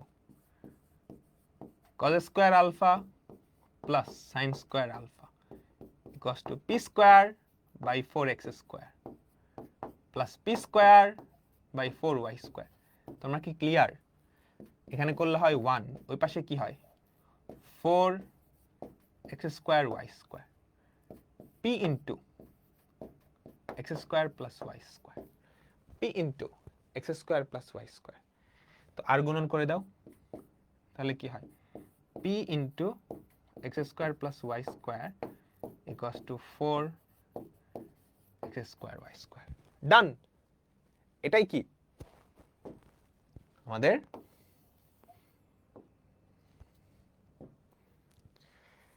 আমরা সবাই কি বুঝছি? ও সরি, পি স্কয়ার, স্কয়ারটা দিতে ভুলে গেছি। দুইটা কনসেপ্ট একসাথে কম্বাইন করা হয়েছে, আর কিচ্ছু না।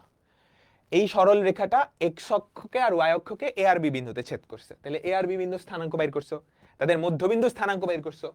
আলফাকে পরিবর্তনশীল ধরে এই বান্দার সঞ্চার পথের সমীকরণ, আলফা পরিবর্তনশীল হলে এই যে এইটা, এই বান্দার কি দেওয়া আছে? পরামিতিক সমীকরণ। পরামিতিক সমীকরণ থেকে তুমি নরমাল সমীকরণে কেমনে যাবা? যেটা পরিবর্তনশীল ওটারে ভ্যানিশ করে দিবা। এক্স এর ভ্যালু এটা, এই যে ভুজ ভুজ ভুজ মানে এক্স, কোটি মানে ওয়াই, তাহলে এটা পরামিতিক সমীকরণ না? দেখো এই জিনিসটা তো পড়ে আসছো, বলো পড়ে আসছো না? পরামিতিক সমীকরণ। আলফারে ভ্যানিশ করো, কস আলফা সাইন আলফা আছে, তুমি জানো কস সাইন থাকলে কি করা লাগে, বর্গ করে যোগ করে দেয়। পরিবর্তনশীল বলতে ভাইয়া তুমি কি ক্লাস করছো চ্যাপ্টার 3.4 এর?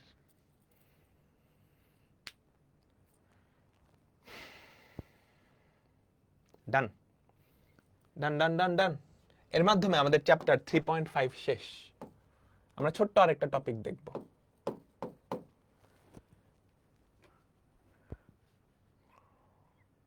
সব গোলমাল হয়ে যাচ্ছে ভাই, তুমি আগের ক্লাসগুলো রিভিউ করে তারপর ম্যাথ ক্লাসে ঢুকবা।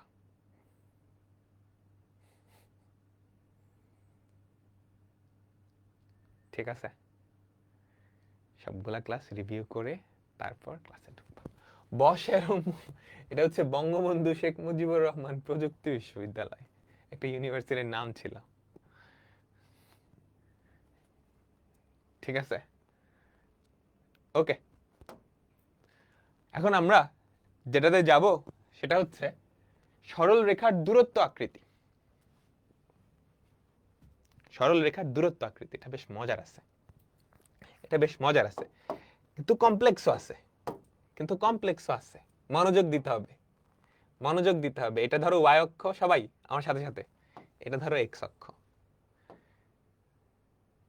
ঠিক আছে, একটা সরল রেখা, আমি তোমাকে বলে দিলাম এই সরল রেখাটার ঢাল হচ্ছে পজিটিভ। আমি তোমাকে বলে দিলাম এই সরল রেখাটার ঢাল হচ্ছে পজিটিভ, এই সরল রেখাটার ঢাল হচ্ছে পজিটিভ। তার মানে এক্স অক্ষের ধনাত্মক দিকের সাথে যেই কোণটা তৈরি করে সেটা সূক্ষ্ম কোণ। এক্স অক্ষের ধনাত্মক দিকের সাথে যেই কোণটা তৈরি করে সেটা কেমন বলতো? সেটা সূক্ষ্ম কোণ। ঢাল ধনাত্মক মানে কি? ভুজ বাড়ালে কোটি বাড়বে, ভুজ কমলে কোটি কমবে, তাই না? খেয়াল করো খেয়াল করো, ভুজ বাড়ালে কোটি বাড়বে, ভুজ কমলে কোটি কমবে, ব্যাপারটা এরকম না? আমাকে বলো। এটা 3.6 না, এটা এই চ্যাপ্টারের একটা টপিক। হ্যাঁ 3.6এও পড়ানো হয়, 3.6 আমরা কালকে শুরু করব। দেখো ঢাল পজিটিভ মানে কি? ভুজ বাড়ালে কোটি বাড়বে, ভুজ কমলে কোটি কমবে। ঠিক আছে, আচ্ছা এইটার উপরস্থ আমি একটা বিন্দুর স্থানাঙ্ক দিয়ে দিলাম। এইটার উপরস্থ একটা বিন্দুর স্থানাঙ্ক হচ্ছে x1, y1, x1, y1। Clear? এখন আমি তোমাকে বললাম এই রেখার উপরে এই বিন্দু থেকে আর দূরত্বে কয়টা বিন্দু আছে?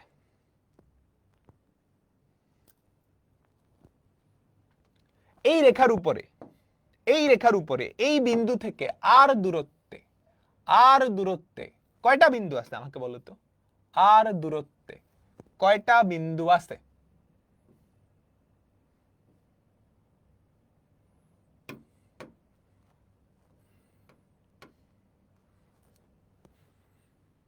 একটা। এই রেখার উপরে বুঝিও, কোয়েশ্চেন বুঝিও তারপর অ্যান্সার দিও। এই রেখার উপরে এই বিন্দু থেকে আর দূরত্বে দুইটা বিন্দু আছে, একটা এইদিকে আরেকটা কি এইদিকে, তাই না? তাই তো? সবাই সবাই আমার সাথে অ্যান্সার দাও। একটা এখানে, একটা এখানে, তাই না? দুইটা এই রেখার উপরে এই বিন্দু থেকে, এই যে x1 y1 থেকে আর দূরত্বে দুইটা বিন্দু আছে। এখন এই দুইটা বিন্দুর স্থানাঙ্ক আমি কেমনে বের করব?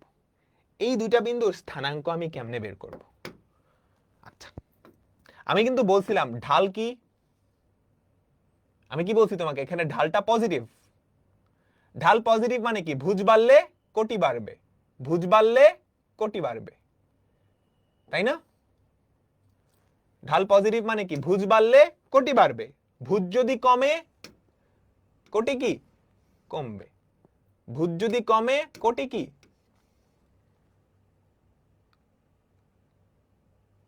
কমবে। ঠিক আছে? আচ্ছা, তুমি আমাকে বলো তো এই ভ্যালুটা কত? থিটা না? এটাও তো থিটা, এটাও তো থিটা, থিটাটা সূক্ষ্ম কোণ। আচ্ছা, একটু মনোযোগ দিবা। এখন আমাকে বলতে পারবা ভুজ কতটুকু বাড়বে? এই যে এই ডিসটেন্সটা কতটুকু, এই ডিসটেন্সটা কতটুকু? আমাকে সবাই বলো, তোমরা ফিজিক্সের ভেক্টরে এগুলো পড়ে আসছো, আমাকে একটু বলো এই ডিসটেন্সটা কতটুকু? আর cos থিটা না? আর cos থিটা না? এই বলো এই ডিসটেন্সটা, এই যে এটার এই বরাবর উপাংশ, আর cos থিটা, আর cos থিটা, এতটুকু কত? আর cos থিটা।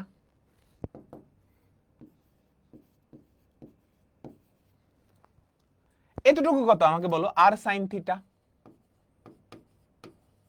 এতটুকু কত? আর sin থিটা।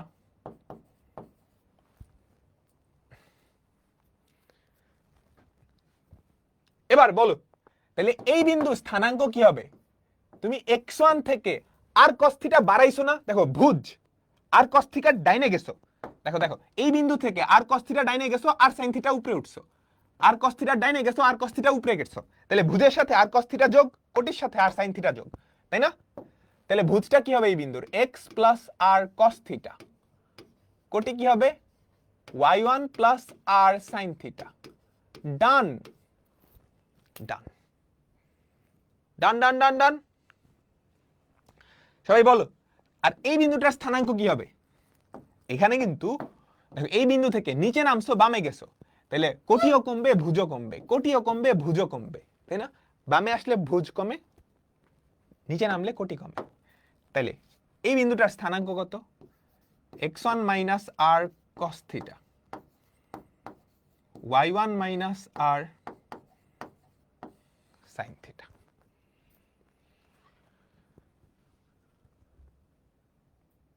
ডান। একটু কঠিন এই টপিকটা, একটু কঠিন, ঠিক আছে? তাহলে তুমি যদি এই থিটার ভ্যালুটা বের করতে পারো আর আর এর ভ্যালুটা জানো, তাহলে একটা সরল রেখার উপরে একটা নির্দিষ্ট বিন্দু থেকে আর দূরত্বের আরো দুইটা বিন্দু আছে, তাদের স্থানাঙ্ক তুমি বের করতে পারবা।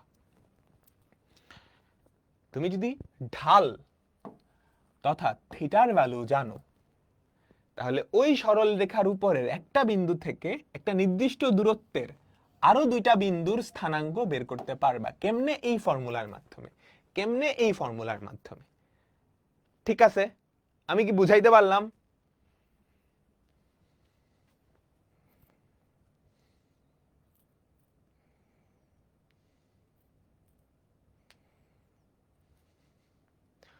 টু cos থিটা না তো, আর cos থিটা, আর দূরত্বে। এটা একটু কমপ্লেক্স টপিক, এখান থেকে এইচএসসি পরীক্ষায় আসে না, অ্যাডমিশন টেস্টে আসে। এখান থেকে এইচএসসি পরীক্ষায় আসে না, কোথায় আসে? অ্যাডমিশন টেস্টে আসে। আমি বুঝাইতে পারলাম? মনোযোগ সবাই সবাই, জাস্ট একটু রিক্যাপ দাও। যাদের বুঝতে অসুবিধা হয়েছে এতটুকু পার্ট আবার রিক্যাপ করবা, আবার রিক্যাপ করবা, ঠিক আছে? আবার রিক্যাপ করবা যাদের বুঝতে একটু অসুবিধা হয়েছে। এবার চলো, এবার আমি বলে দিলাম তোমার ঢাল হচ্ছে নেগেটিভ। ঢাল কেমন? নেগেটিভ। তার মানে থিটার ভ্যালু 90 আর 180 মাঝামাঝি, 90 আর 180 মাঝামাঝি। ঢাল যদি নেগেটিভ হয় তার মানে আমাকে একটা কথা বলো তো, ভুজ বাড়লে কোটি কি বাড়বে না কমবে? ঢাল যদি নেগেটিভ হয় তাহলে ভুজ বাড়লে কোটি কি হবে? কমবে। ভুজ বাড়লে কোটি কমবে, কোটি বাড়লে ভুজ কমবে। উল্টা উল্টা। এই যে এই সরল রেখাটা আমাকে বলো তো, আমাকে বলো তো, এটা ঢাল নেগেটিভ না? এটা ঢাল নেগেটিভ না? তাহলে এইটার উপরস্থ একটা বিন্দু, এটার উপরস্থ একটা বিন্দু x1, y1, তার থেকে আর দূরত্বের দুইটা বিন্দু আছে, তার থেকে আর দূরত্বের দুইটা বিন্দু আছে, আমাকে বলো তার থেকে আর দূরত্বের দুইটা বিন্দু আছে। এই একটা বিন্দু, এই একটা বিন্দু। এই দুইটা বিন্দুর স্থানাঙ্ক আমি বের করব, এই দুইটা বিন্দুর স্থানাঙ্ক আমি বের করব। চলো তো বের করি। আচ্ছা, এখানে মজার জিনিস, এইখানেই কিন্তু মজার জিনিস, খেয়াল করো। পুরো মনোযোগটা এদিকে দিতে হবে, পুরো মনোযোগটা এদিকে দিতে হবে, পুরো একদম ফুল ফোকাসটা এদিকে। ঠিক আছে, ফুল ফোকাসটা এদিকে। হ্যাঁ, এটা তোমার ফিজিক্সেও কাজে লাগবে, ফিজিক্সেও কাজে লাগবে। তুমি আমাকে বলো তো, ডাইনে গেলে ভুজ বাড়ে না কমে? তুমি খেয়াল করছো এই বিন্দু থেকে তুমি যখন এখানে গেছো ভুজ বাড়ছে কোটি কমছে, কোটি কমছে ভুজ বাড়ছে, তাই না? তাই না? তাই না? খেয়াল করো, কোটি কমছে ভুজ বাড়ছে, কোটি কমছে ভুজ বাড়ছে, তাই তো? আচ্ছা, আবার যখন এখান থেকে এই বিন্দুতে গেছো ভুজ কমছে, খেয়াল করো, ভুজ কমছে কোটি বাড়ছে, ভুজ কমছে কোটি কমছে, কোটি বাড়ছে। উল্টা উল্টা কাহিনী। আচ্ছা, ঢাল নেগেটিভ, ঢাল কেমন আমাকে বলো তো, ঢাল কেমন? নেগেটিভ। নেগেটিভ দিয়ে তুমি এই থিটাটা বের করতে পারবা, সেখান দিয়ে আমি সূক্ষ্ম কোণটাও বের করতে পারবো।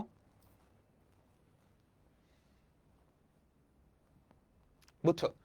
ঢাল থেকে তুমি সরাসরি এই কোণটা বের করতে পারবা, এই কোণটা বের করলে তো আমি এটাও বের করতে পারবো, 180 থেকে বাদ দিলেই হয়। আমাকে বলো এই ডিসটেন্সটা কি আর cos থিটা না? এই ডিসটেন্সটা কত? আর sin থিটা। এই ডিসটেন্সটা কত? আর cos থিটা। এটা কত? আর sin থিটা। এবার আমি কিন্তু জাস্ট দূরত্বটা দেখাইছি, এগুলা সব পজিটিভ, এগুলা সব পজিটিভ, সব পজিটিভ। আর পজিটিভ, থিটা সূক্ষ্মকোণ। এবার দেখি কার কত বুদ্ধি। আমাকে বলো এই বিন্দুর স্থানাঙ্ক কত হবে? x1 থেকে আর cos থিটা ডাইনে গেছো, তাহলে x1 প্লাস আর cos থিটা। y1 থেকে আর sin থিটা নিচে নামছো, y1 থেকে আর sin থিটা নিচে নামছো, তাহলে y1 মাইনাস আর sin থিটা। এবার চলো এখানে x1 থেকে আর cos থিটা বামে গেছো, x1 থেকে আর cos থিটা বামে গেছো, x1 থেকে আর cos থিটা বামে গেছো, y1 থেকে আর sin থিটা উপরে গেছো, y1 প্লাস আর sin থিটা। আমি কি বুঝাইতে পারছি? এই বিন্দুটার স্থানাঙ্ক, এই বিন্দুটার স্থানাঙ্ক।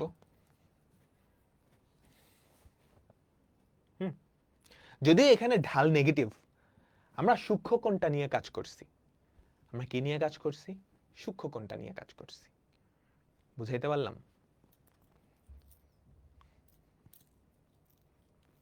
তো আমার যদি মনোযোগ, মনোযোগ, আমাকে যদি একটা সরল রেখার ঢাল দেওয়া থাকে এবং একটা বিন্দু তার থেকে আর দূরবর্তী দুইটা বিন্দু স্থানাঙ্ক বের করতে বলে, তাহলে আমার টার্গেট হচ্ছে এই যে ত্রিভুজটা, এই ত্রিভুজটা বের করে নিয়ে আসা, এই যে ত্রিভুজটা, এই ত্রিভুজটা বের করে নিয়ে আসা, এই যে ত্রিভুজটা, এই ত্রিভুজটা বের করতে পারলেই কাজ শেষ, এই ত্রিভুজটা বের করতে পারলেই কাজ শেষ। এমন একটা ত্রিভুজ যার অতিভুজ হবে আর, আর থিটাটা হবে ঢাল অনুযায়ী, থিটাটা হবে ঢাল অনুযায়ী। যারা বুঝছো খুবই ভালো, এটা একাডেমিকে আসে না, এটা অ্যাডমিশনের অঙ্ক, এটা অ্যাডমিশনের অঙ্ক। আমরা এখন করব, মনোযোগ মনোযোগ মনোযোগ মনোযোগ। একটা অঙ্ক করতেছি, একটা সরল রেখার ঢাল দেওয়া আছে -1,1। এই রেখার, প্রথমত আমাকে বলো ঢাল কি পজিটিভ? মনোযোগ মনোযোগ মনোযোগ। প্রথমত ঢাল কি পজিটিভ?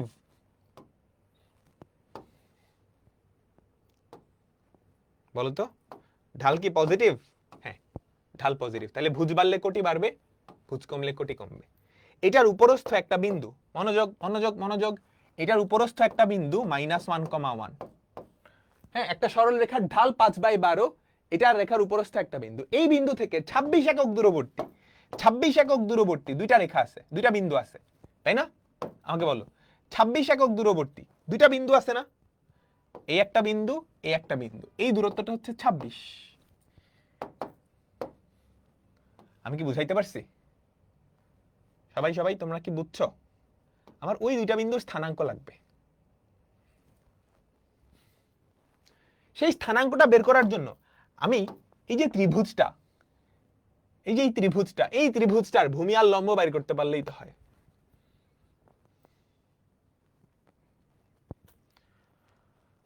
আমাকে বলো সবাই, এই যে এই পুচকি ত্রিভুজটা, এটাই তো।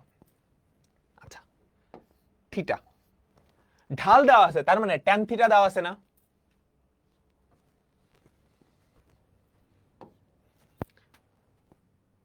আমাকে বলো, ঢাল দেওয়া আছে, হ্যাঁ, এই বিন্দু হতে 26 একক দূরবর্তী সরল রেখার উপরস্থ, বুঝিও এই বিন্দু থেকে 26 একক দূরবর্তী সরল রেখার উপরস্থ, সরল রেখার উপরস্থ একটা বিন্দু, এই রেখা বরাবর 26 একক দূরবর্তী। আচ্ছা, তাহলে আমি এই ত্রিভুজটা নিয়ে আসি, ট্যান থিটা, তাহলে এটা কত? 5, এটা 12। আমি এমনি লিখতে পারি? বলো তো, লিখতে পারি?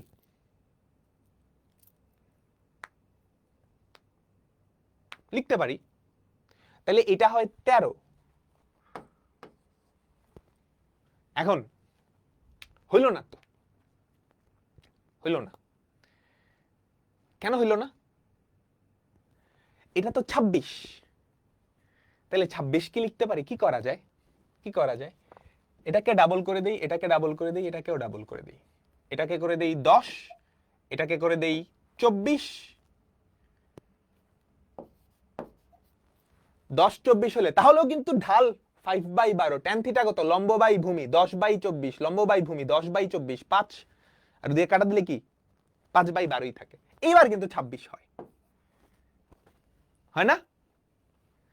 হয় না? হয় না? তাহলে এই ত্রিভুজটা তুমি পাই গেছো না? এটা কত? আমাকে বলো 24, এটা কত? 10।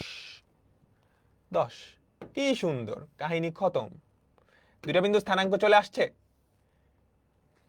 আমাকে বলো, -1 তার সাথে 24 যোগ করলে হয় 23, -1 তার সাথে 24 যোগ করলে 23, 10-এর সাথে 1 যোগ করলে হয় 11। তারপর এইটা -1 তার থেকে, দেখো দেখো দেখো, এটা হচ্ছে 24, এটা হচ্ছে 10, -1 থেকে 24 বাদ দিলে হয় -25, 1 থেকে 10 বাদ দিলে হয় -9। শেষ, ডান। আরে এই বিন্দু যেখানে থাকুক প্যারা নাই।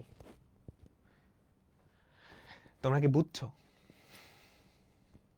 বলো তো।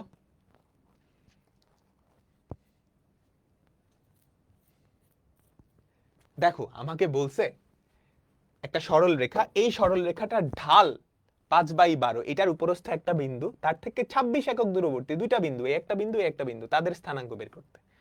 আচ্ছা, আমি তাইলে এই ত্রিভুজটা বের করতে পারলেই হয়। আমি দেখছি এই ত্রিভুজটা, এটা যদি থিটা হয়, ঢাল যেহেতু 5/12, তাহলে ট্যান থিটা কত? 5/12।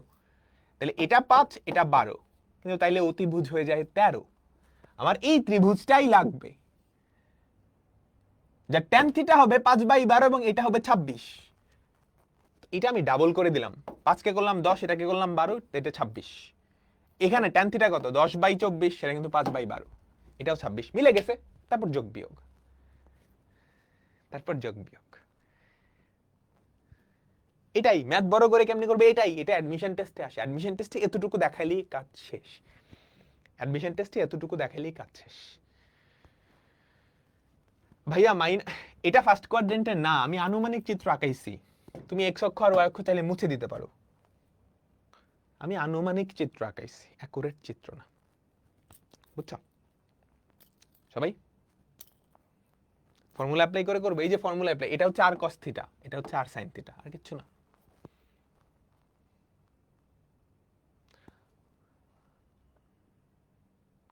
বুঝছো? তুমি ফর্মুলা অ্যাপ্লাই করেও করতে পারবে, কোনো অসুবিধা নেই। দেখো ফর্মুলা অ্যাপ্লাই করে কেমনে করবা জানো? এটা থিটা, এটা 5, এটা 12, এটা 13। তুমি এখান থেকে আর কস থিটা বের করতে পারবা? আমাকে সবাই বলো তো, আর কস থিটা কি হবে? আর এর ভ্যালু হচ্ছে 26 ইন্টু কস থিটা কত? কবরে ভূত অতি 12/13। আর সাইন থিটা বের করতে পারবা? আমাকে সবাই বলো, আর সাইন থিটা বের করতে পারবা? 26 ইন্টু সাগরের লবণ অতি 5/13। আর কস থিটার ভ্যালু কত আসে? 24 আসে। এই যে আর কস থিটা, এটাই তো 24। আর সাইন থিটা কত আসে? 10 আসে। এই বুঝছো? তুমি চাইলে ফর্মুলা দিয়েও করতে পারবা, কোনো অসুবিধা নাই, কোনো অসুবিধা নাই। ঠিক আছে, ঠিক আছে, ঠিক আছে, ঠিক আছে।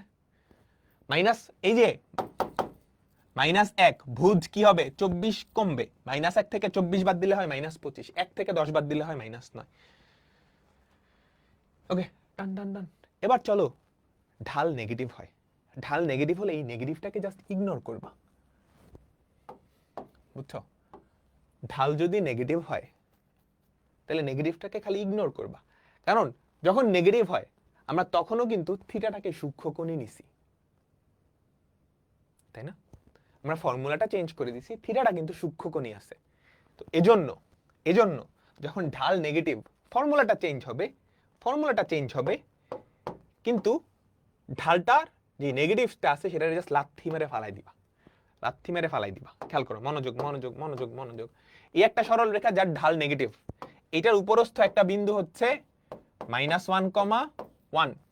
এই বিন্দু থেকে 10 একক দূরবর্তী, এই বিন্দু থেকে 10 একক দূরবর্তী দুইটা বিন্দু, এদিকে একটা, এদিকে একটা। এই বিন্দু থেকে 10 একক দূরবর্তী দুইটা বিন্দুর স্থানাঙ্ক এটা আর এটা, এটা আর এটা। সবাই একটু মনোযোগ দিবা, তাহলে কি কাহিনী হবে?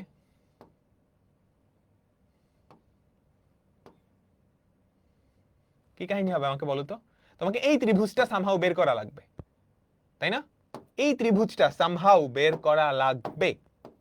পুরা মনোযোগ এদিকে। যেই ত্রিভুজের অতিভুজ হচ্ছে 10, তাহলে চলো দেখি, একটু বাইর করে দেখি, বাইর করে দেখি, তাই না? এটা থিটা। এই ত্রিভুজের ক্ষেত্রে ট্যান থিটার ভ্যালু কত? 3/4। তুমি নেগেটিভটা নিবা না, কারণ তুমি তো স্থূল কোণটা নাও নাই, সূক্ষ্ম কোণটাই নিছো, সূক্ষ্ম কোণটাই নিছো। বুঝছো? বুঝছো? তুমি চাইলে নেগেটিভটা নিয়ে করতে পারতা, নেগেটিভটা যাতে না নেওয়া লাগে এই জন্য আমি সূক্ষ্ম কোণটা নিয়েই করতেছি।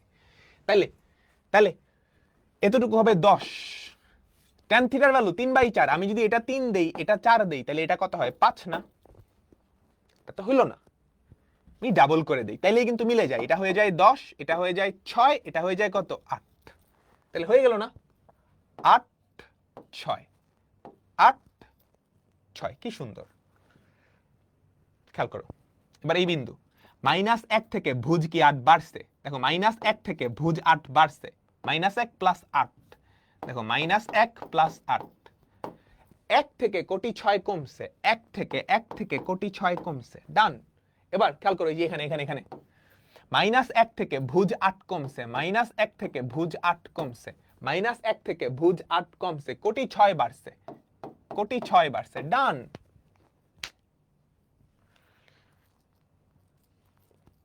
তুমি চাইলে ফর্মুলা দিয়েও করতে পারো। ভাইয়া ভূমি আর কস থিটা কেমনে হয়? এই তুমি ফিজিক্স পড়ছো, এটা আর, এটা থিটা, তাহলে এই বরাবর উপাংশ অভিক্ষেপ আর কস থিটা, এই বরাবর আর সাইন থিটা না? এরকম শর্ট করলেই হবে ভাই, এরকম শর্ট করলেই হবে। হুম, ক্লিয়ার? এগুলো মূলত অ্যাডমিশন টেস্টে আসে, মূলত অ্যাডমিশন টেস্টে আসে। যারা বুঝো নাই আরেকবার রিভিউ করবা, তাইলেই হয়ে যাবে। এটা হোমওয়ার্ক।